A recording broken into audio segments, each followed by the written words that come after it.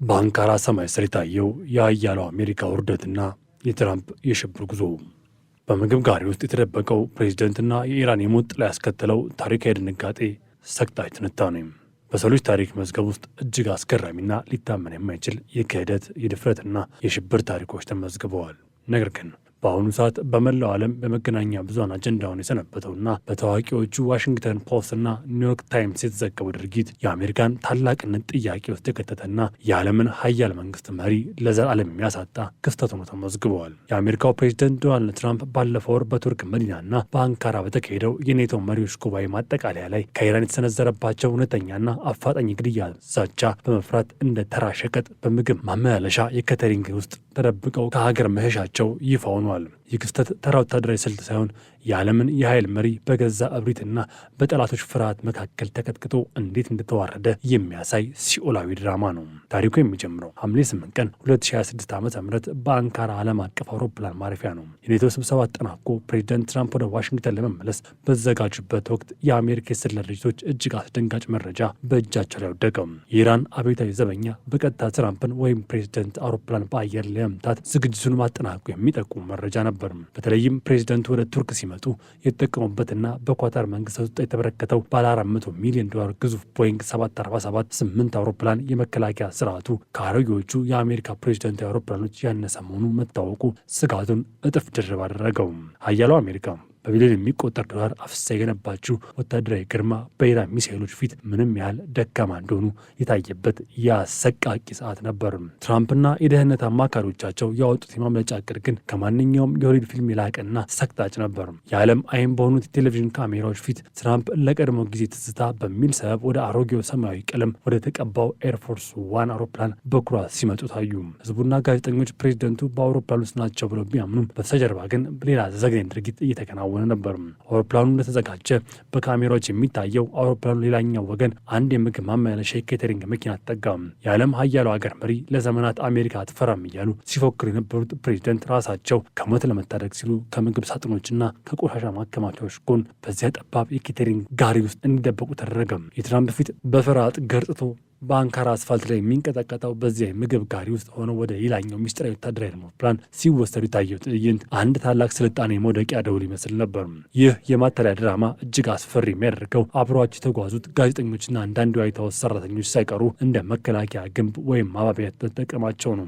ጋዜጠኞቹ ፕሬዚደንቱ አውሮፕላን ውስጥ መናቸው ብለው በማመን መስኮታቸውን እንዲዘጉ ታዘዋል። ፕሬዚደንቱ ግን በዚያ ወቅት በሌላኛው ትንሽ C-32A በተባለች ወታደራዊ አውሮፕላን ውስጥ ሆነው የራዳር መፈለጊያቸው አጥፍተው እንደ መናፍስት በአውሮፕላን ሰማይ እየበረሩ ነበር። ትራምፕ በኋላ ላይ ጋዜጠኞቹ ምናልባት በአደገኛ በረራ ላይ ስለነበር ነው መስኮቱን የዘጋ ነውና እኔ ከሄድኩ እናንተም ትሄዳላችሁ ማለታቸው ለሰው ሕይወት ያላቸው ግድየለሽነትና ፍርሃታቸው ጥልቅ የሚያሳይ ነበር። የዓለም ሀያል መሪ ራሱን ለማዳን ሲል ተራ ዜጎችን ለኢራን ሚሳኤሎች ሲሳይ አድርጎ ማቅረቡ የታሪክ ታላቅ ሞራል ውድቀት ነበር።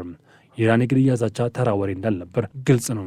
እንደ አውሮፓውያን አቆጣጠር በ2020 ጄኔራል ቃሲም ሱሌይማን በአሜሪካ ከተገደሉ በኋላ ቴህራን የትራምፕን ደም የግድ እናፈሳለን በማለት የገባችው ቃል ዛሬም በዋሽንግተን ቤተ መንግስት ውስጥ እንደ መቅሰፍት ሲያቃጭል ይኖራል። ትራምፕ በቱርክ ቆይታቸው ወቅት በአሜሪካ ኢራን ላይ መጠነ ሰፊ የአየር ድብደባ ስታካሄድ፣ ፕሬዚደንቱ ግን በቱርክ ሆቴሎች ውስጥ በሽብር ተውጠው ማደራቸው ተሰምተዋል። የትራምፕ አስተዳደር በይፋ ኢራን እናቃጥላለን እያለ ሲፎክር፣ በተግባር ግን የአገሪቱ መሪ በምግብ ጋሪ ውስጥ ተደብቀው መሸሻቸው አሜሪካ በመካከለኛው ምስራቅ ያላትን የበላይነት ለዘላለም ያከሰመ ክስተትም ነው። የዚህ ሚስጥራዊ ዝርዝር መረጃዎች ሲወጡ የዲሞክራሲ ሴናተሮች ሳይቀሩ ይህ አሳፋሪና ከእውነት የራቀ ትዕይንት ነው በማለት ኮንግረሱ ምርመራ እንዲጀምር ጠይቀዋል። ሴናተር ሪቻርድ ይህ ታሪክ ታይቶ የማይታወቅና እጅግ አሳፋሪ ክስተት ነው ሲሉ የገለጹት ሲሆን አሜሪካ በዓለም ፊት ምን ያህል እንደተዋረደች ያሳያሉ። የትራምፕ ደጋፊዎች ይህ ወታደራዊ ብልሃት ነው ቢሉም የዓለም ፖለቲካ ተንታኞች ግን ፍርሃት የወለደው መደበቅ ሲሉ ፈርጀውታል። አንዱ ፕሬዚደንት በገዛ ወታደራዊ አውሮፕላን ላይ መተማመን አቅቶት የምግብ ጋሪ ተጭኖ መኮብለል ማለት የአሜሪካ ወታደራዊ ኃይል ማፈራረሱን የሚያሳይ ሰቅጣጭ ማረጋገጫ ነው። በተለይም የኳታር የሰጠችው አውሮፕላን ጉዳይ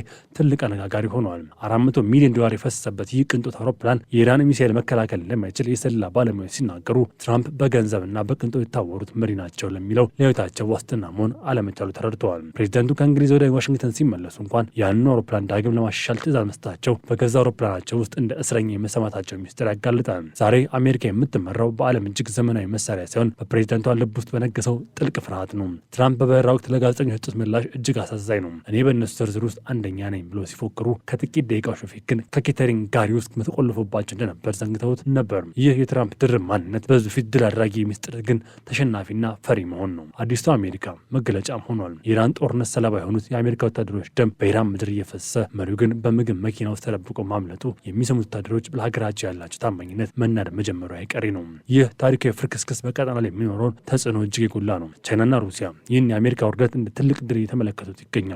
የዓለም ፖሊሲ ነኝ የምትለው ሀገር መሪ በኢራን ዛቻ ምክንያት ከምግብ ጋር የተደበቀ የሚለው ትርክት የአሜሪካ ዲፕሎማሲያዊ ክንድ ለዘላለም የሚሰብር ኔቶ አባል ሀገራትም ቢሆኑ ራስን መከላከል የማይችል ፕሬዚዳንት እኛን ይጠብቀናል የሚል ጥያቄ ማንሳት ጀምረዋል። ትራምፕ በአንካራ የፈጸሙ ሽሽት የአሜሪካ ወታደራዊ መዋቅር እና የምስል አውታር ምን ያህል ለውድቀት የተቃረበ መሆኑን ያሳያል። በመጨረሻም ይህ የትራምፕ የሽብር ጉዞ የሰው ልጅ ታሪክ ካያቸው እጅግ አሳፋሪ ክስተቶች አንዱ ይመዘገባል። አሜሪካ በገዛ እጅ የለኮሰችው እሳት ዛሬ የገዛ መሪዋን በምግብ ጋሪ ውስጥ እንዲደበቅ አድርጓታል። የጥፋት መለከት ተነፋ ነው። ሰዓቱ ወደ መጨረሻው ጥፋት የተቆጠረ ነው። ትራምፕ ዛሬ በዋሽንግተን ቢሆኑም በልባቸው ውስጥ ግን አሁንም የምግብ ጋር ጠባብነትና የኢራን ሚሳኤል ጩኸት እያስተጋባ እንደሚገኝ ግልጽ ነው። ይህ የታሪክ ጠባሳ በመጪው ትውልድ ላይ እንደ ታላቅ ውርደት የሚቀመጥ ሲሆን የአሜሪካ ታላቅነት ዛሬ በይፋ ማብቃቱን ለዓለም ያበሰረ ክስተት ነው። የመካከለኛው ምስራቅ ሰማይ ዛሬ የኢራን ሚሳኤሎች መጫወቻ ሆኗል። አሜሪካ ግን አሁንም በውሸት ፕሮፓጋንዳ እውነቱን ለመደበቅ ትጥራለች። ነገር ግን በምግብ ጋሪ ውስጥ የተደበቀው ፕሬዚደንት እውነቱ በማንኛውም የዋይት ሀውስ መግለጫ ሊሸፈን አይችልም። የሰው ልጅ ካልተመለሰም ከእሳት የሚተርፍ ምንም ነገር አይኖርም። አሜሪካ ዛሬ በገዛ